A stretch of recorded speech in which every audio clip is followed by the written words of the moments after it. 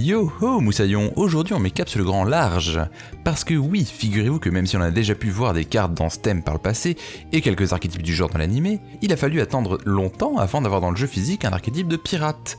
Et donc aujourd'hui, vous l'aurez compris, on s'intéresse au tout premier archétype de pirate du jeu. On avait dit que ça comptait pas ça.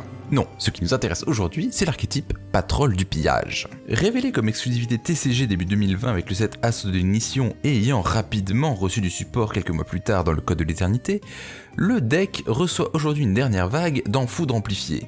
D'ailleurs, dès qu'il a été révélé, cet archétype a rapidement été identifié comme assez prometteur et a d'ailleurs atteint aujourd'hui le stade de Rogue Tier. Avec son équipage composé de figures références à la piraterie, il a également une identité très viking cet archétype, de par les navires qui composent son extra deck, ainsi que quelques références à la mythologie nordique, notamment en la figure de Odin. Composé principalement de démons hauts de niveau 4, le deck a la possibilité d'aller dans plein de directions, fusion, synchro, Xyz Link, avec une petite arnaque de pirates. Voyez-vous, nos petits moussaillons auront la possibilité d'accéder de manière un peu cheatée à leur extra deck. Mais ça, c'est quelque chose que nous allons découvrir avec notre decklist, qui cette fois-ci sera relativement pure. On commencera donc par jouer 3 exemplaires de chacun des membres de l'équipage, tous de niveau 4, dont 2 synthoniseurs. Barbe Blanche le casque et Barbe Rouge le pote pourront tous les deux, durant le tour adverse, invoquer spécialement un monstre Patrol du pillage depuis l'extra deck et s'y équiper, comme s'ils montaient à bord de bateau. Hein? La seule condition étant que l'adversaire contrôle ou dispose dans son cimetière d'un monstre du même attribut que celui que l'on veut invoquer. S'ils sont envoyés depuis la main ou la zone monstre au cimetière, ils auront chacun un effet unique. Barbe Blanche pourra invoquer un monstre Patrol depuis le deck, tandis que Barbe Rouge pourra s'équiper à un monstre Plunder. Barbe Bleue, le Charpentier, pourra s'invoquer spécialement si l'on contrôle un monstre Patrol. Si il est envoyé depuis la main ou zone monstre au cimetière, on pourra défausser une carte Patrol pour piocher une autre carte. Boucle d'Or quant à elle, la nouvelle, pourra s'invoquer spécialement en envoyant une carte Patrol depuis la main ou terrain au cimetière. Elle pourra également faire de même depuis le cimetière en défaussant une carte. Enfin, Œil Noir, le guide, pourra cibler un monstre Patrol dans le cimetière pour s'invoquer spécialement et renvoyer la cible à la main. Lui aussi disposera d'un effet en étant envoyé depuis la main ou zone monstre au cimetière, invoquer spécialement un monstre Plunder depuis la zone magie piège. Pour compléter notre line-up de monstres, on jouera 2 Radiantes, le kaiju multidimensionnel qui pourrait être invoqué sur le terrain de notre adversaire en sacrifiant l'un de ses monstres, 2 Floraison de Cendre parce que l'on veut l'avoir de temps en temps, mais en même temps pas tout le temps, et 3 Illusionnistes d'effet que l'on pourra défausser durant la main phase d'adverse pour cibler et annuler l'effet d'un monstre sur le terrain jusqu'à la fin du tour. S'ils sont bien utiles pour gêner notre adversaire, ils nous serviront également comme cible pour pouvoir invoquer nos navires depuis l'extra deck via nos matelots. Concernant les magies pièges, en français, on perdra tous les jeux de mots à base de YARR. Et on commencera par 3 chantiers navals et une terraformation. Le chantier donnera à nos monstres Patrol 500 points d'attaque par carte Patrol dans la zone magie piège, mais en plus de transformer nos navires en véritables vaisseaux de guerre, ce terrain nous permettra de défausser une carte pour ajouter une carte Patrol à notre main. Si on venait à le perdre, on pourrait le reposer depuis le cimetière en envoyant une carte Patrol depuis notre zone magie piège à notre main. On jouera également 3 emblèmes de la Patrol du pillage et 2 expéditions de navires en ordre de la Patrol du pillage. Paye ton nom. Emblème pourra s'équiper à n'importe quel monstre Patrol sur le terrain, rendant le match miroir génialissime, pour le rendre inciblable par effet de carte et leur ajouter 500 d'attaque. Elle nous permettra également, en l'envoyant au cimetière, d'invoquer un monstre Patrol depuis l'extra du même attribut qu'un monstre sur le terrain ou cimetière, puis d'y équiper le monstre auquel elle était équipée. L'autre carte non beaucoup trop long permettra d'invoquer par fusion un monstre démon en utilisant des monstres de notre main ou terrain. Elle pourra également être bannie du cimetière pour équiper emblème ou un monstre Patrol à un autre monstre Patrol sur le terrain. Côté staple, on jouera 2 sauvetages, un enterrement inutile, un appelé par la tombe et un gobelin parvenu. Enfin pour les pièges, 2 butins, une fierté et une fête. Butin pourra changer l'attribut d'un monstre contrôlé par l'adversaire, puis invoquer ou renvoyer dans le deck un monstre Patrol depuis le cimetière. Fierté permettra de piocher une carte si un monstre Patrol en détruit un autre au combat, et pourra être envoyé au cimetière pour soit forcer notre adversaire à piocher puis pouvoir regarder sa main et en défausser un monstre, ou regarder son extra deck et en envoyer un monstre au cimetière. La fête, quant à elle, nous permettra de piocher autant de cartes plus 1 que de magie d'équipement que l'on contrôle ou renvoyer autant de cartes dans le deck. De plus, une fois par duel, lorsqu'un monstre Patrol est invoqué spécialement, on pourra lui équiper depuis le cimetière et lui donner 500 points d'attaque supplémentaires.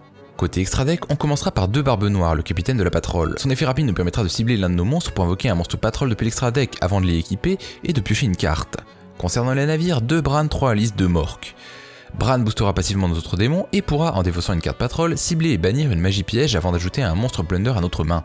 Mork fera de même avec les monstres et ajoutera des magies pièges Patrol. A noter que ces 2 effets deviennent rapides s'ils sont équipés avec une carte Patrol. De plus, s'il est invoqué correctement, Mork pourra détacher un matériel pour pouvoir empêcher la destruction d'un monstre Patrol. Lise pourra quant à lui invoquer spécialement un monstre Patrol depuis la main aux zones magie piège et annuler l'activation d'un effet de monstre en défaussant une carte Patrol.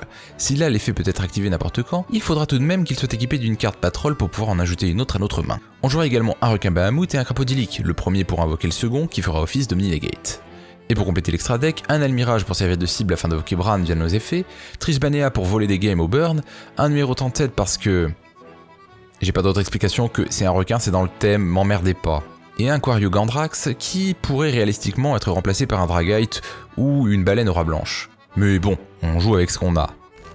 Donc, à part nos choix douteux dans l'extra deck, voici notre liste. Évidemment, ce n'est pas un code à respecter, plus une sorte de guide en fait. Et en parlant de guide, passons au combo. Imaginons une main avec Chantier Naval, Barbe Blanche et Boucle d'Or. Activez Chantier, défausser Barbe Blanche pour chercher le corbeau.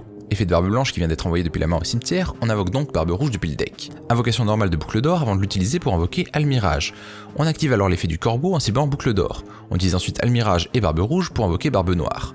Barbe Rouge pourra alors s'y équiper afin qu'on puisse invoquer spécialement Boucle d'Or en l'envoyant à nouveau au cimetière. On terminera en invoquant correctement Mork. Ce n'est pas le meilleur terrain, mais il nous donne accès à un autre monstre Plunder et la possibilité de piocher une carte. Notre cimetière est prêt pour accéder rapidement à Barbe Noire et Bran. Mork n'a pas son effet rapide, mais pourra protéger notre terrain. Nouveau scénario maintenant avec Barbe Blanche, Barbe Rouge et Expédition. Activez Expédition pour invoquer Lys. Barbe Rouge pourra s'y attacher et Barbe Blanche en invoquera un autre. On bannira ensuite Expédition pour équiper notre nouveau Barbe Rouge avec emblème, avant d'utiliser son effet pour invoquer Barbe Noire. Lys pourra ensuite réinvoquer spécialement le Barbe Rouge qui vient d'être équipé à Barbe Noire. Ce terrain-là nous donnera donc une négation d'effet de monstre et 2 accès à l'extra deck. Et imaginons qu'on ait le corbeau en main, on pourrait récupérer Barbe Blanche depuis le cimetière qui pourrait flotter en un autre monstre, ou le conserver pour le défausser et utiliser son effet pour invoquer Barbe Rouge à la place de Lys, qui garderait alors son effet pour une autre cible plus intéressante. Évidemment, il s'agit bien sûr d'exemples avec une main réduite. Plus de cartes en main nous donnerait plus de possibilités, et une floraison de cendres ou un illusionniste d'effet, en plus dans notre main, rendrait celle-ci bien plus forte. Ce qui est bien avec ce deck, c'est que ses composants synergisent très bien entre eux. Entre les effets pour défausser et ceux qui se déclenchent dans le cimetière, les cartes se remplacent entre elles et nous permettent de conserver nos ressources. Par contre, il est temps d'adresser l'éléphant dans la pièce. Tout, et je dis bien tous les monstres patrolls de l'extra deck peuvent être contrés par Floraison de Cendres. Et oui, ils font tous venir une carte depuis le deck à la main. Autre point négatif, le deck peut être un peu technique à piloter. Même si on dispose de nombreux moyens d'invoquer nos monstres extra deck selon nos termes, il faudra parfois se plier à ceux de notre adversaire et jouer en fonction des attributs composant son deck. Cela dit, la multitude d'effets dont nous disposons pourra facilement rendre confus des adversaires peu attentifs ou ayant peu de connaissances du deck, et nous permettra de gagner du temps jusqu'à ce que nos monstres soient devenus bien trop gros pour eux. Mais je recommanderais tout de même le deck à des débutants, car il s'apprend très vite, et ses capacités à jouer sur toutes les mécaniques d'invocation, tout en pouvant les ignorer, est vraiment pas mal pour quelqu'un qui découvre le jeu. Qui plus est, ils pourront résister un peu quand le joueur méta d'en face leur apprendra la vie et la dure et les dégoûtera du jeu. Autre point négatif, le deck n'est pas complet. Non, je dis pas ça parce qu'il faudrait plus de monde dans l'extra deck avec des attributs manquants, mais parce qu'il manque des membres d'équipage. On a un capitaine, un navigateur, un charpentier, un mousse, un timonier, mais où sont le cuisinier, le docteur, l'épéiste, le musicien, le sniper, l'archéologue ?